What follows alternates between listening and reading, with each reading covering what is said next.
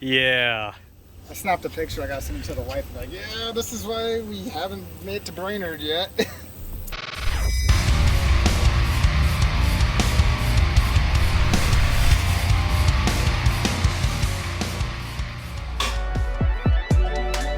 Crap everywhere.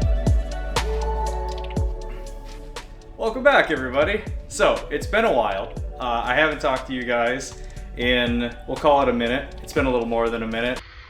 I miss you so much. It's probably been about a month, maybe a little bit more than that, since my last upload, and that was that Quick Jacks video that I did. So there's a lot that's been happening in between, and let's talk about it. One of the biggest things that's been just kind of occupying all my personal time, and I'd wager a lot of you guys kind of know what this is all about. I've got a 5-year-old who is about to start kindergarten, so there's always a lot to kind of get squared away, and it's a priority to spend quality time with your kid, because once they enter the school system, that's kind of like a huge turning point where they really start establishing independence and kind of becoming their own person. And granted, my son, he's been in a kind of preschool up to this point. That's been just a wonderful experience for him. But now it's about to become a big kid. So he's about to join kindergarten, and yep. So that's occupied a lot of our time. And I've had a lot of other things going on. And one of the big things we're going to talk about today is Powercruise.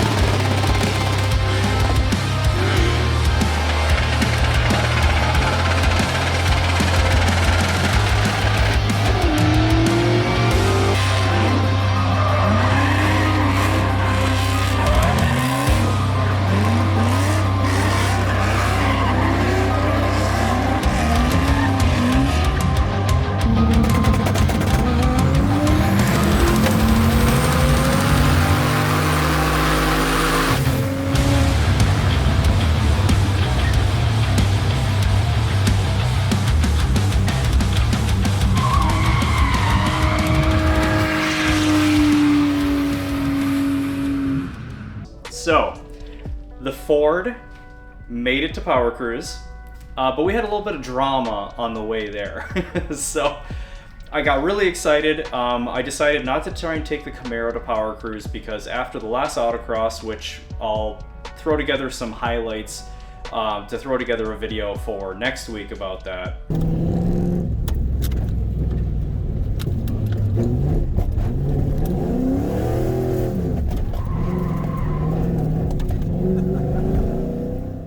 So I took the Ford. My plan was actually to tow a camper. I got the thing all ready. I wired up a like a 7-pin trailer connector on the back side of it and stuff, and I actually mounted it really nicely down by the trailer hitch that I had fabricated. Got it all ready and all situated, so I loaded it up and it hauled the camper. And the camper's about 1,400 to 1,500 pounds. I'd say in total, yeah, I guess with all the stuff that was in it, it's probably about 1,500 pounds or so, maybe a touch over, and it made it quite a ways. It drove really well until it didn't. And I learned a really tough lesson. So basically we got it about an hour to an hour and a half on the way on the drive, which is a 2.5-hour drive. And I had a wheel bearing basically explode on me. Look at that. Bye-bye wheel bearing. Yeah, I think the wheel bearing left the shop. It did. So I didn't lose a wheel. I didn't lose the wheel in the hub or anything like that. But, so I'm driving along. Everything's going great, and then all of a sudden I'm starting to hear kind of a squealing sound, and I'm like, this is very odd. Pulled over, checked everything out. Didn't notice any excessive heat on the hub. Brakes looked okay, from what I could tell, because I aired it up and I climbed into the car and I couldn't find any discernible signs of what's going on with it. I said, okay, well, whatever. I'm gonna try and drive a little further down the road. And I got a little ways down the road and I felt a little bit of a clunk and all of a sudden it started pulling a little bit to the right, not excessively, but it pulled a little bit to the right. So I was like, okay, I'm done. I gotta investigate, figure out what the hell is going on here. I pull over. The hub is hot, really hot. That's hot. Once I finally got everything separated, the ball joint, or excuse me, not the ball joint, the wheel bearing basically just fell out. I come to find out, I was missing the dust shields on the backside of it, but I figured that out a little bit later on. Now, what I ended up doing was, thankfully, I had Donnie behind me who was towing with his Frontier the BMW, the E30 on the backside, or rather on the trailer. We also had my buddy Max who was hauling his fifth wheel camper with. Because we were all kind of in a group, granted they were a little bit further ahead of me, so like I had to call them back, but they were able to come out. We were able to get the Ford loaded up on the trailer, hook up the camper to the backside of the fifth wheel, because in Minnesota you can actually tow a camper or a small trailer or whatever on the backside of a fifth wheel. So it was a hilarious looking caravan of stuff on that thing. But we were able to get this thing towed all the way to all the way to Powercruise, and then my game plan was to start fixing it the following day. And what's so funny, so the bearings puked their guts out, but I needed to get this thing back together so I could get it on the trailer. And here's a trick for you guys if you ever run into this. If the wheel bearings puke themselves out and the retainers are all gone and all that stuff, take your as many of the bearings as you can get, take electrical tape and tape those roller bearings back on there. So that's what I ended up having to do to get this thing up onto the trailer, and it worked amazing. Surprisingly, it all bolted back together really nicely. It didn't cause any damage. I was able to just drive the thing right up onto the trailer and then off the trailer and into my parking spots. It was so ridiculous. Once we got to Powercruise, then I was able to enjoy the event and then formulate a plan for how I was going to do repairs at Powercruise. Powercruise was a blast, like it always is. The weather was beautiful, great burnouts and all that kind of stuff. So here's a little bit of clips from that.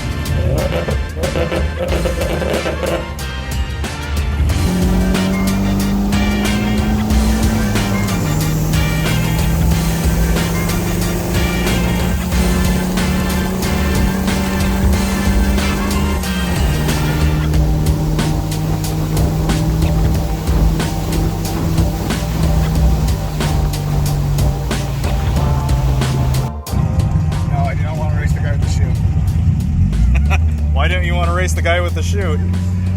Because I get destroyed.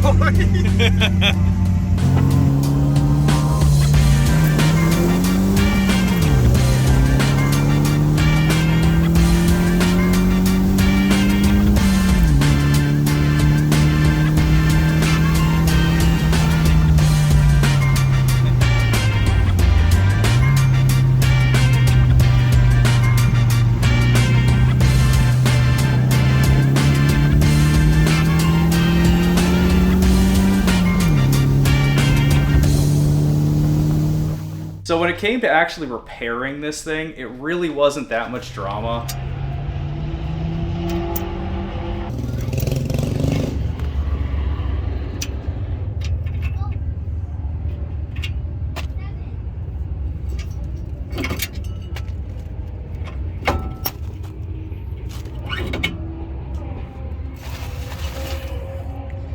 Yeah, it held up all right. Right enough.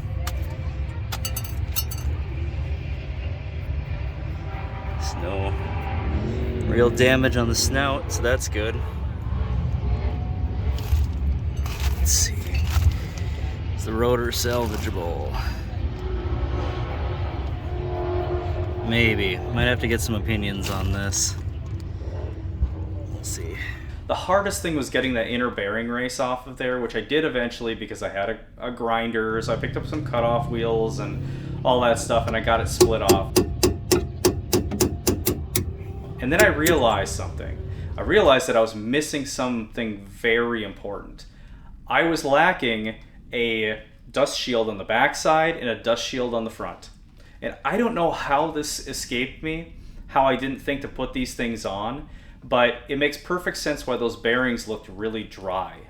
So looking at them, there was not a lot of grease in there.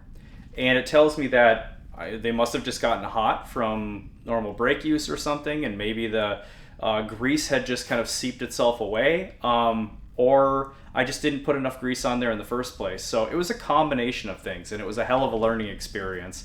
But thankfully, everything turned out all right, and I was able to order up all the parts and get the thing put back together for the drive home. Well guys, we're on the way home. We're about a half an hour out of Duluth now, so that's a good sign. So far so good. And the whole hot brakes thing actually managed to work itself out, so that's, thank goodness for that. Hubs aren't warm anymore, any warmer than they normally would be, so that's great. Overall, it's been a little bit of a bummer that, you know, the Ford kind of had some issues, but it actually ended up kind of being, I guess, the best case scenario for there to be the problem. You know, like kind of discovering what we did with support vehicles that we had. I mean, I didn't get to Brainerd like on its own power, but we got to Brainerd, fixed it, and then it made the drive home. So that's a good sign. But, you know, we'll take that as a silver lining or something then, I guess. Could have been worse. It could have been on my own and really stuck in the middle of nowhere or something. So whatever, chalk it up to a learning experience. Overall, Powercruise was a lot of fun. We had a good time. The event is always pretty awesome. So thanks for tuning in, guys. We'll see you, I guess, the next video. And I have no idea what we're going to be working on. Maybe this thing. I don't know. Anyway, I'll see you guys later.